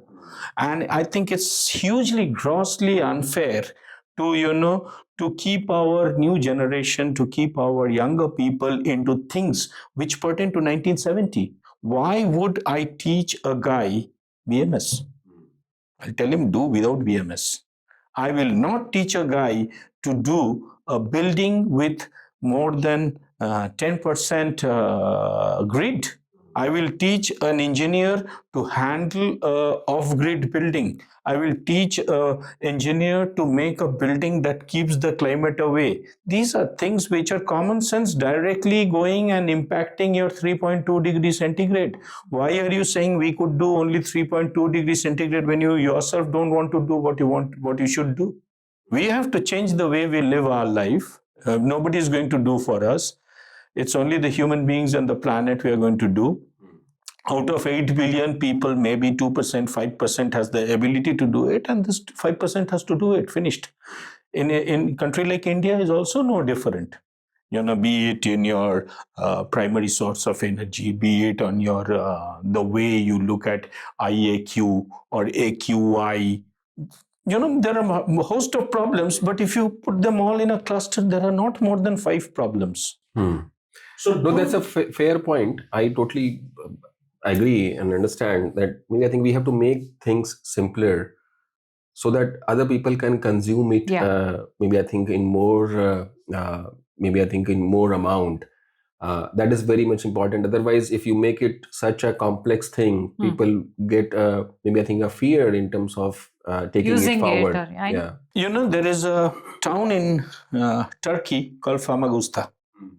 It's called the ghost town. Why?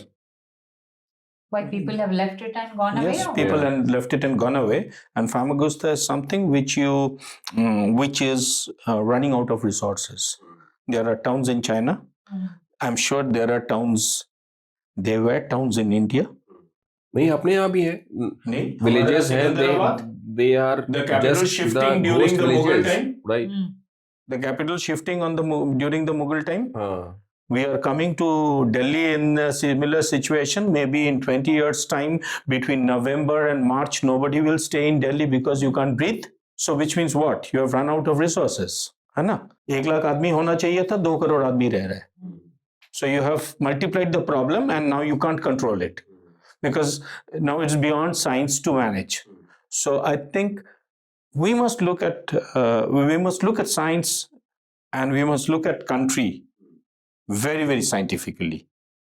And I think, see, I'm an old man, so I don't expect too many things happening in my lifetime. But even if I can see that if I can roll 10 heads to think correctly, I think I have done my job. And I think the best thing that I would see my country is we must train the younger people correctly. Instead of me trying to drive the car, I must allow my son to drive the car. You can also. Yeah, but I think the solution I'm saying the reason is very clear because our generation's collective capability was not good enough. ये हमें मानना पड़ेगा. चाहे वो Bangalore है, we have given rise to floods. North Bangalore, South Bangalore, water flowing this way, that way. You come to Delhi, you can't breathe. You go to Joshimath, the entire things. We have done a few nonsenses. And we need to, just keep our, hand on our heart and say, okay, we have goofed it up. We didn't do good. That is why I think it's our responsibility also to support them in seeing that their future is so we must train them correctly. We must tell them this is the problem, this is what we know, so much and so little, and rest of it please take. Absolutely. And knowledge transfer is also part of that, being accountable to the next generation. Okay, we have gone wrong in some ways, but we have also done something right. So this is what we would like to transfer it. But having said that, the solution is not just one, it is multi-pronged. Absolutely. Multi-pronged. There's so many things that you have to do. Looking at the diversity of our country. Exactly. Not our country, every country in the world will have similar problems, kahin upar, kahin niche, but almost same everywhere. It's not that hippies were made in India. In the 70s, hippies were abroad. So many complexes. There are socio-economic, various kind of things are there. I'm not so good in putting those in a proper this thing. But I personally feel that not because of geothermal, because of forget geothermal, take geothermal out of the discussion, and you say solve the problem that we have. What are you going to do? 1, 2, 3, 4 action points on the SDGs. What is the point of having multiple millions of meetings of SDGs when you're not going to address it? What is the point of talking so many things on net zero when you're not going to make a net zero? You have to be honest. And I think it's, I don't know what percentage, but I would think a minuscule percentage of 1 or 2% of the intelligentsia drives India. And I think we should go and look at the mirror and say we goofed it up. Let's make way for the others. Yeah, I think the the making way for others is also mentoring the youngsters on what you can pass on. Because I work in a lot of this entrepreneur community, and each one of them, youngsters, they come with a sustainable solution for a problem that our society is facing. So this is again the accountability part of our generation, that we take time, we put in efforts to see that the youngsters get the kind of motivation, the support, the funding that is required. So I think more and more we need to be mindful about going out and helping the younger generation in meeting those challenges. Fair point. Let's make it to, maybe I think, switch to the third perspective, which is maybe I think skill development and the capacity building part. So I think I'll give a problem statement. So for example, if let us have maybe I think a few set of organizations, जैसे कुछ organisation जिसमें कि 10 लोग हैं, और हमारे यहाँ पे 10 लोगों से कम वाली ऑर्गेनाइजेशंस बहुत सारी हैं, है ना. कुछ ऑर्गेनाइजेशंस हैं 10 से 50 वाली हैं, और फिर 50 से 100, और फिर 100 से ऊपर वाली हैं. 4 सेट ऑफ ऑर्गेनाइजेशंस हैं. You also mentioned with Vidya in terms of GCC, the global capability centers. Let us say इस तरह की जो कैपेबिलिटी सेंटर्स का जो इन्फोर्समेंट है या जो मैकेनिज्म है, how do we integrate. Let's say अब 10 लोगों वाली फर्म्स में तो उसको बेचारे को बिजनेस चलाना, उसको सब कुछ करना है. करेक्ट.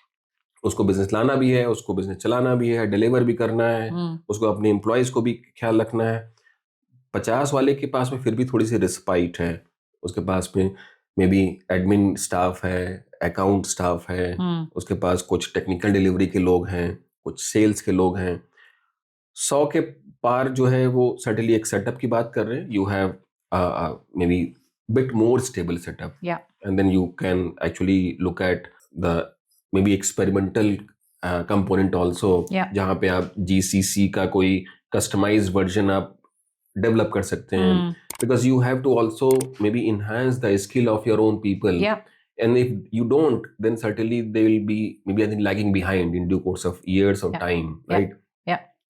तो जो स्किल डेवलपमेंट कंपोनेंट है वो कैसे इस तरीके की जो different capacity of the organisations उसके साथ कैसे इंटीग्रेट कर सकते हैं. So that is my fundamental question. So I can speak about civil engineer. या please. Okay, because that sector of engineering has a sense of physicality that everybody can relate to, and everybody is a user of civil engineering, right? You have a house, you use roads, bridges, airports, etc. So there is a component of civil engineering that pervades everybody's life, right?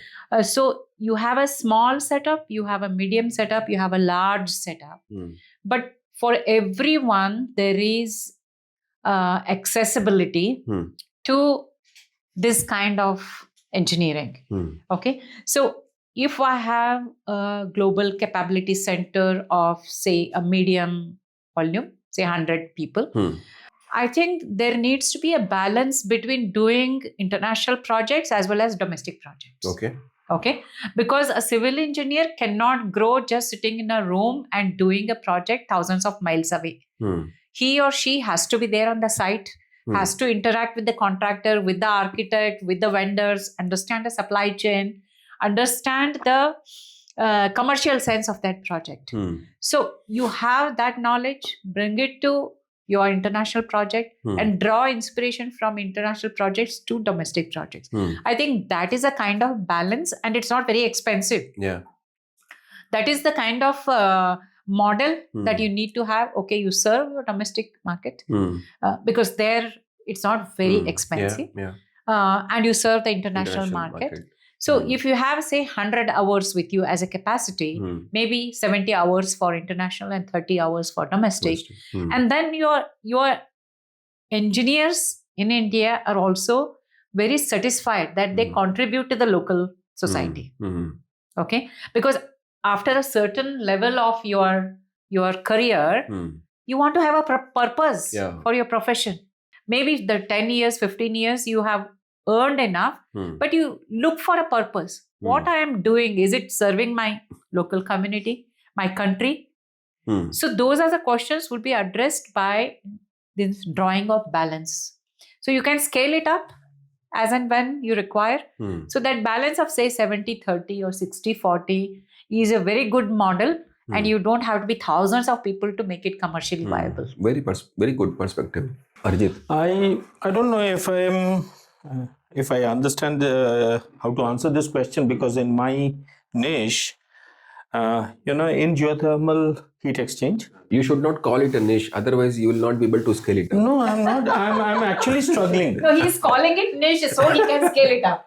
I'm trying to say people, oh, there's a problem and please come and help, kind of a thing. But, when we say geothermal heat exchange, it's basically end-to-end, design to execution, maintain everything, from the ability to think and deliver. There are only 4,500 people in the whole world of 8 billion people.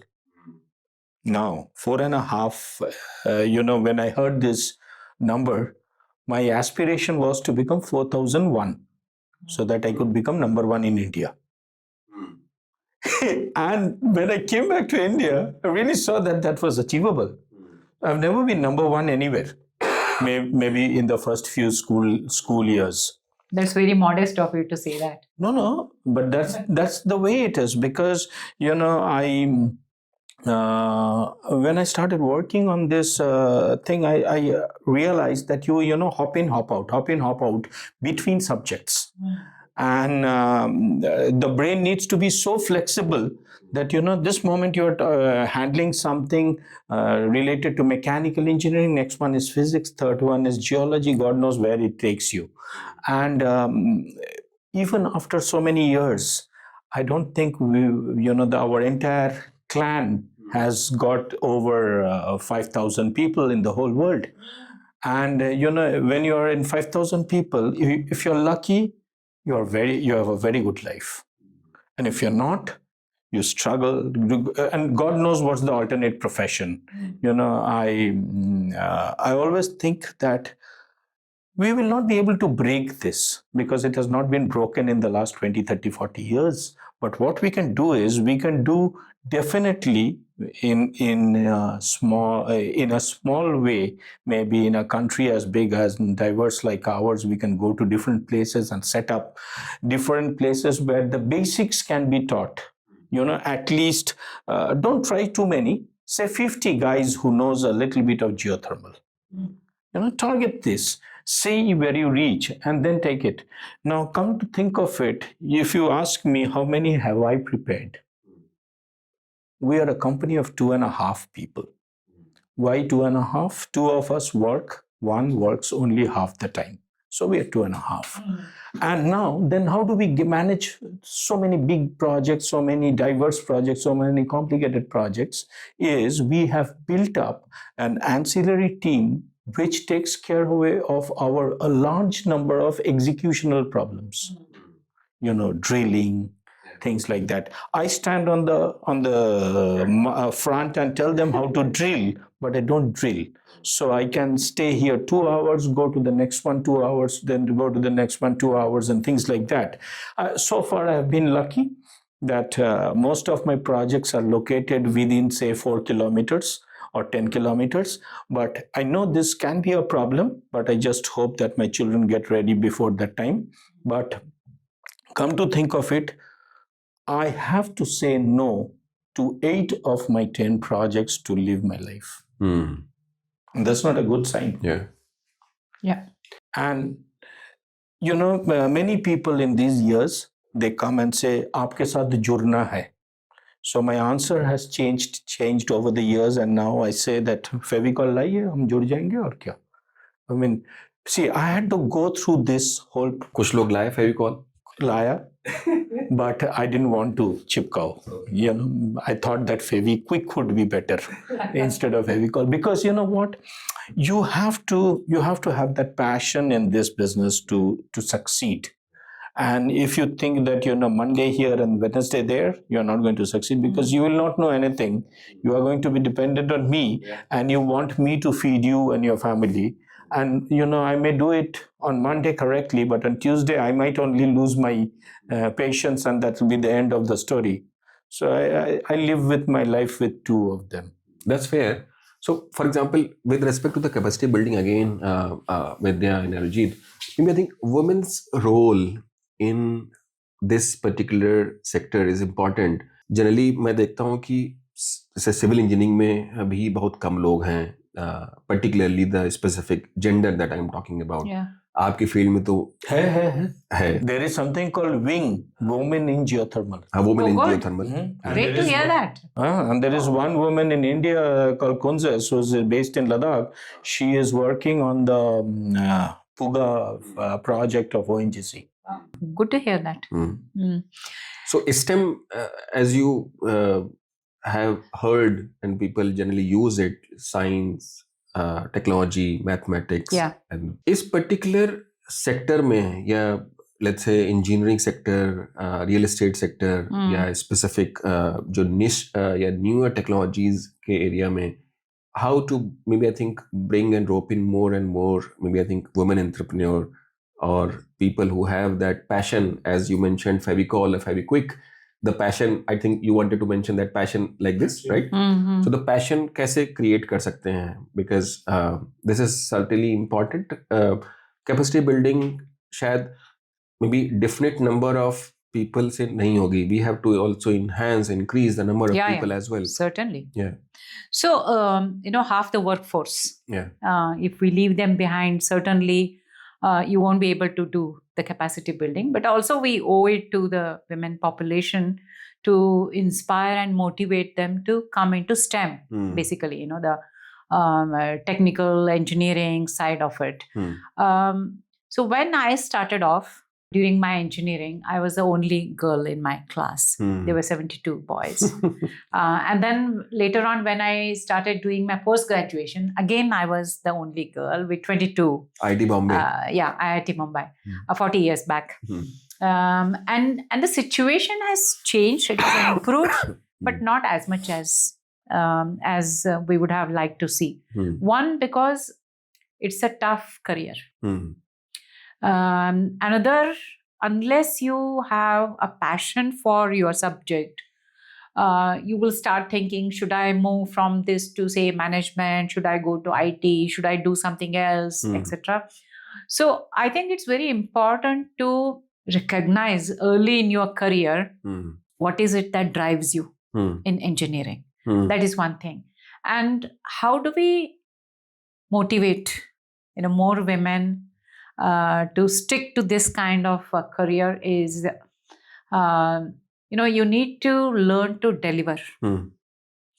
If you deliver, man, woman, it's immaterial. Yeah. Okay. So, because you cannot be just a diversity candidate and say, okay, because we want women, we are bringing women. You need to be capable of delivering it. May the best person win. Yeah, it has to be on merit. Yeah. But in order to bring everyone to the level playing field, you can certainly train them, you can guide them, you can support them to get qualified. But once you get qualified, you will have to compete on merit. You have to pass the same examination, right? You have to study the same subjects. Then you should be able to deliver that kind of a project. If that is not there, then I don't think there'll be equity in the workforce. So wherever I go, most of the events that I attend, everyone asks, how do we bring more women in STEM? I said, give them all the support to bring them to a certain level where they can compete with anybody else and prove on the merit.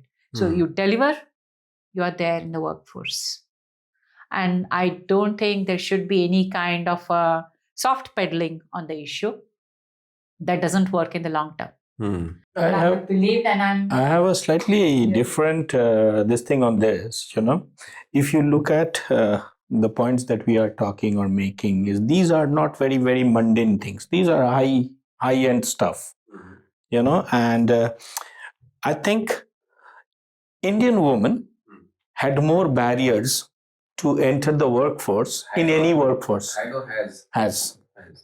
Has, and probably in some cases will also have until we correct the basics. So we create more problems for women, and then we say, how do we clear it? So I think that's the biggest thing, because if you look at the specific kind of things, like for example, this young lady shooting, in next 5,000 years also I will not be able to do this, and she's handling it so well. If you look at the lady who's flying the $100 million or $200 million jet aircraft as a combat pilot, you look at the Lieutenant General Madhuri Kanatkar, who was a Lieutenant General, and things like that. And there are so many other examples, and none of them went there because you and me allowed them.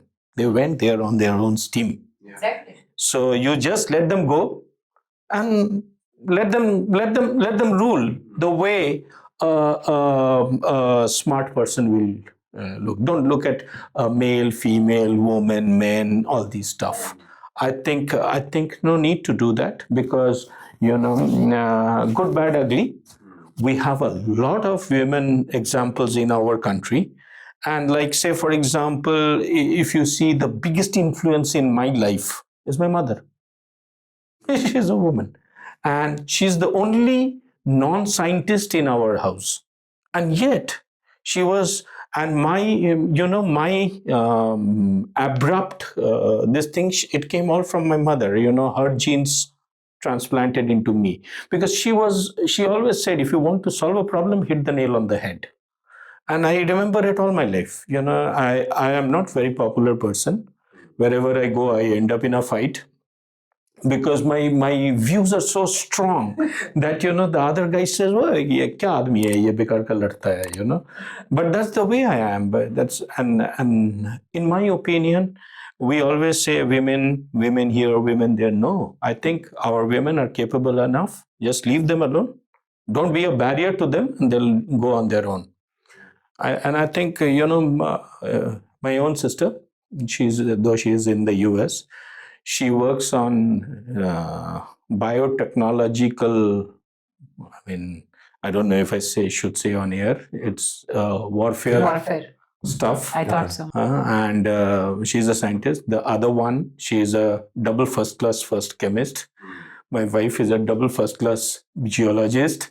And we have women in our family who are well educated, this thing. But I personally never get into this discussion that, we should have reservations and all, because how can you have a reservation for a combat pilot? A person, if you tell me where your life depends on it. Start a Rafale aircraft, I will not even know how to enter right side or left side. So that's exactly why I said, exactly. Give them all the training, let them compete the same exam that everybody else competes. So merit alone should rule. That has always been my argument. Otherwise, it is counterproductive. Just because you are a woman, you are sitting on that chair and not performing is very counterproductive to the next line of women engineers. So be there on merit, deliver it, and then there's no stopping. No, exactly. And especially if you look at many I've worked with many scientists in building physics in Europe. Many of them are women, and they are so smart. You can't even imagine the way जिसको हम हिंदी में कहते हैं बारीकी से देखते हैं ना. I have very good experience of learning from them, and I think when you reach that level, there is no male female. So one question with respect to maybe I think a separate workforce, which we maybe term them as a construction workforce. Right? So generally, your point in terms of the bringing them to a common level is fair point. We understand that provide the enough resources, and then maybe I think let them perform on their merit. But for, let's say, for those set of people who do not have enough means, enough exposure, how to look at maybe I think the upskilling of those people who are just the construction workforce. And most of the cases when we look at a lot of buildings or the infrastructure, projects which get built by those people only. Yeah. Certainly, there are hierarchy of the people Yes. in terms of construction workforce or the workforce, and then supervisors. Then you have engineers and the supervisors and etc. Other people. But for those straight off people, what is the maybe I think the next level? Where should they go with respect to the upskilling which can be made available, let's say from the government support, from maybe I think other resource availability? What maybe I think the short response? Yeah, I think the government is doing a tremendous job in that. And many of the bigger institutions and companies, they are allocating most of their CSR funds in upskilling rural women, semi-urban women. And I have been involved in so many of them. And we bring a lot of girls to our offices to showcase to them what can be done. Because the question that I ask the young girls, what do you want to be when you grow up next? They say teacher, because there's the only role model that they have seen. Okay, so we bring them to our offices to showcase to them and then build that aspiration. That's one thing. And a lot of CSR funds, like I said, are now allocated to that. I think that's a big channel that will help support women to upskill themselves in any hierarchy of that labor force. Sure. I think, it's been there. One example that's coming to my mind is PT Usha. She came from a modest family, and when she started doing it, she was given all the kind of support by government. And in that kind of a level where you have to win, I think you can't produce, it's not a factory, so you can't manufacture 100 PT Ushas, you'll have 1 or 2 or 3. But when you come down to 100 PT Ushas or similar, you need to have a clear program. And I think the division is not, you have to make horses for courses, which means you have to have a program for white collar, you have to have a program for blue collar. Completely different set of skills. And if David cannot have the mountain coming to him, David goes to the mountain. So if you need to learn, you go where you have to learn. Simple, I think. Perfect. Thank you so much, both of you. Maybe the last point with respect to the rapid fire round. Maybe I think I'll have maybe certain questions, and then maybe I think you can. So the one question that comes to my mind, let's say, whatever you are doing, let's say you are in the infrastructure side, what would have been the alternate career path for you? I would have been a social worker. Okay. I would have been a Ola driver. I love to drive, and no such stress. Fair point. Okay. So one thing in terms of the scaling up, let's say if you either associate with the startup or the mentored the startup, or you associate with the university in terms of working with the young minds, what would have been your pick? University, because the scale is very large. I would certainly be, say, a professor of practice and sit with them and try to influence them in some of the basics of how to give back to the nation and how to give back to the society. I'm already doing programs for 2 NITs. So university is the pick? It's not university, it's a National Institute of Technology. So we are building up, that's my dream project. I'm trying to build up a geothermal area of excellence, at least one in India. If you have one, then others can copy and make more. A favorite city with respect to the urban planning? Favorite city would be, my own hometown, which is Bijapur in Karnataka. Karnataka. Yeah. It's not a well-planned city, but why it is because... called Bijapur? Sorry? Why it is called Bijapur? It's actually Vijayapura. Vijayapura. Okay. It's Vijayanagar. City of Victory. Oh. But then it got anglicized. It anglicized, but now they have gone back to calling it Vijayapura. A small city, and density of population is not so much. So there is no air pollution.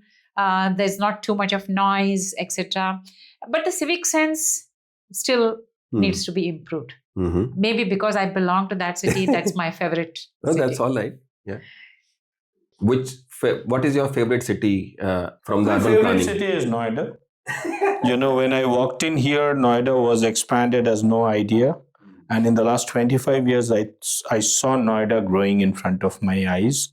And I think that, I'm really proud of my city.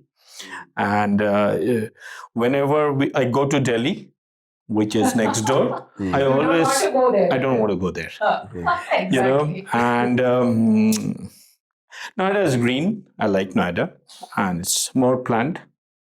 And the rest of it is made in India, so it's okay. We have problems everywhere. That's okay. One skill that you wish you should have earlier? Maybe playing a sport. Because early in my life, I was not a sports person. Now that I'm playing golf, I wish maybe, if I was into athletics or sportsmanship earlier, I would have been a better golfer. Wow. So you still have a chance. You live just adjacent to the golf club. We make full use of it. I think, I spent the first 17 years of my life working for others. I thought that if I could have started early. So I couldn't get myself corrected. I can't undo the clock. But I made sure my children don't go to work for others ever.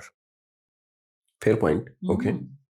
And the last book that you have read, novel, not the technical book, not the geothermal book.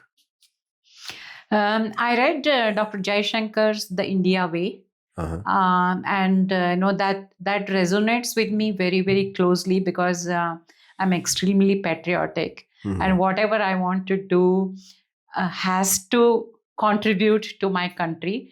And also the India Way has a lot to teach us. Why certain things are done in India the way that we do is, I think we should not forget that. We should be proud of the roots, our culture, our diversity. So that book is something I found that very interesting. Very nice. In fact, I wrote a book. And I named it My Tryst with Zero. Net Zero's this thing. And whatever I learned, I put it in one chapter each. And I thought that if I'm able to write 50 pages, I'll make it a small book. I started writing, it became a little thicker. But now I have a fair, decent 180 pages on it, so it's all right. And the other thing which I'm absolutely proud of is, I'm no computer wizard, but what I've done is I have written an algorithm to predict net zero as a tool. And my son is helping me in getting it into a software form. And we have been able to do a large part of it. And it's probably going to be the only tool, I don't know about the world, but definitely in India, where you can, before you actually spend 1 rupee on the construction, you can know what is going to be your net zero analysis of this building. It's a predictive tool. And I don't know if probably I might go with one of my institutions with work and see if I can put it as a software. Apply it. No, I have made it already. But both the things that I'm not going to make it commercial, it should be free for all. Anybody can use it. The book also, many of my friends said, why don't you publish it? I said, Mark Twain said, nobody ever paid the price for publishing. It's just of the book, it's just the cost of publishing. Aajkal to digital, give it to everybody and sab apna padho, aur kya? I mean, if I can swing a few heads, it's fine. Great. Thank you so much, Thank you, guys. Thank you, Vidya and Thank Arijit, you, Arijit. For your, maybe I think, we had a great very discussion. insightful discussion. Thank you. You both have been a great sport. I'm sure like our audience will also have gotten a lot of insights from you both as well. बहुत बहुत धन्यवाद आप लोगों का. Thank you so much for आपको भी. Thank you.